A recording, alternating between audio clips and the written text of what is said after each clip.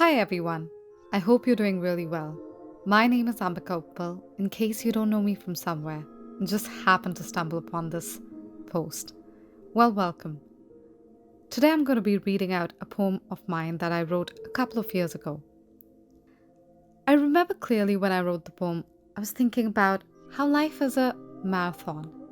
Oftentimes in life, we'll find ourselves in a position where we don't really feel that we have either achieved a lot or we are feeling down, or we might be in a completely different position where we're feeling elated with all that we have done. A simple pat on our backs is great, but how long can we float in the glory of something that we've achieved? That's when this poem came to me.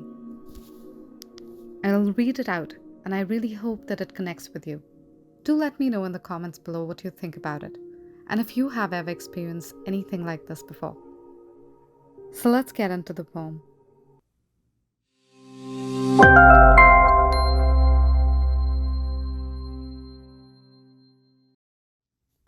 Let me tell you a truth that I heard today. You are you, this way, just for this moment, and will cease to be this the very next day. The earth is moving. Time is not still. Some stars are closer than they ever will. To define yourself with your present conquests and defeats is like deafening your ears to the universe's heartbeats. So if you're feeling down and out today because you haven't been able to achieve something that you had set out to achieve, don't feel bad. This is going to pass. Because you are feeling this way and this moment is not here to stay. Things change, everything is evolving. Everything is moving around us. And this time, too shall pass. So with that, I hope you like the poem.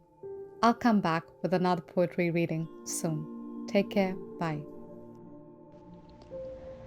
Subscribe to my YouTube channel to soak yourself in poetry.